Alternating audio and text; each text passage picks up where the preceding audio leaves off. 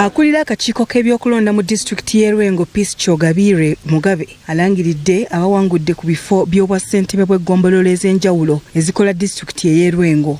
Abawangudde kuliko Maada Nanyanzi ng'ono awangudde obwa mmeeya wa Town Council eyeekyazanga n'obululu 2364 ng'awangudde munne bwe babadde ku mbiranye Imran Matovo. I declare Nanyanzi Maada, who has obtained the largest number of votes, to be elected candidate for Kyazanga Town Council. Maada Nanyanzi alangiriddwa ku buwanguzi n'ategeeza nga bw'abadde teyeebaka oluvannyuma lw'okuwangulwa mu kamyufu kagamba nti kali mu vulugu atagambika. Ekyamazima byempiseemu bingi ate byempiseemu okuviira ddala mu kamyufu mbadde siwumulanga wabula mbadde nnwana nnyo okulaga nti nabbibwa saafuna bwenkanya.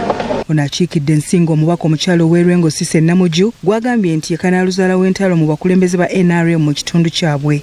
Naye atandikira ddala ku kyalo naddira ddala mu bululu bwaffe eyalibadde mukama waffe yalibadde omuwabuzi waffe naye n'olaba nga yatulwanyisa yatadde ssente mpitirivu mu kalulu kano empya n'enkadde okulaba ngera anwanyisa. Ate ye munanno John Nsambo alangiriddwa nga ssentebe w'eggombolola y'Endaggwe bw'afunye obululu 3838 era asuubiza obuweereza obusaanidde. Banandaggwe basuubire omuweereza omutuufu agenda okugatta abantu atagenda bali amunkwe agenda okubeerawo lw'ebirowoozo byabwe era basuubire omuweereza agenda obbafaanana. Mu balala abawangudde kubaddeko Kibuuka Kizito Mbaaga, mmeeya wa Town Council y'Ekinoni, Aloysius Kibira awangudde obwa ssentebe bw'eggombolola y'e Kingo n'abalala era ne basuubiza okuweereza abantu obulungi. Naye amaanyi g'abantu nyakwebaza abantu bonna abakino Town Council amaanyi mwagalaga omuvubuka eyajja n'atusala ensalo nasala ensawo ekkaadi yaffe Kayondo Tony gwamanyi nga Mutansava omungubidde kibooko. Kyokka bibadde bikyali bityo ate akulira ebyokulonda n'alangirira munna NRM Hadija Nanjobe obwa kansala w'abakyala mu muluka gw'e Nakateete ekitabudde munna Nuupu gwabadde avuganya naye era ekiddiridde kwe kweyogerera ebisongovu. Accordingly, as a returning officer, I declare Nanjobe Hadija to be elected candidate for Nakateete electoral area. Ate ye eyavuganya ku kifo ky'obwassentebe bw'eggombolola y'Ekiringente Mutyaba Yusufu awakanyiza ebyavudde mu kalulu ng'ekifo kye yabadde avuganyaako kyalangiriddwako Lubega Saulo Yombo atabadde na kibiina nga yafunye obululu 1739 n'addirirwa munna Nuupu afunye 1595 ate ye munna PFF n'afuna obululu 663.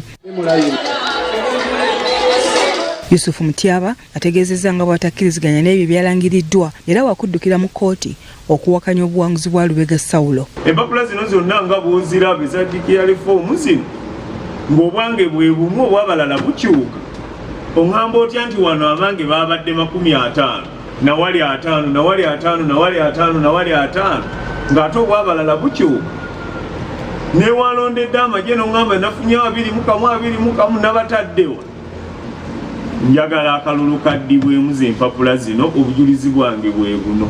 Mutyaba agamba nti ensimbi ezaagabiddwa mu bifo awalonderwa nnyingi kyokka ate ab'ebyokwerinda ne batunula butunuzi wadde okukoma kw'abo ababadde bazigaba. Nga beejenti babaguze omusimbi obwedda bagugabira awo ng'ate ab'ebyokwerinda tebafaayo kukoma ku bantu abo bagaba ssente we tulondera. Kati we kyawedde ate batuuse nga bajjuzaamu bujjuza muwendo gwe baagala kyova olaba byefaanana ne bw'otunuulira emikono egyawandiise olaba nga gyagala kuba gimu. Ebyo nga biri bityo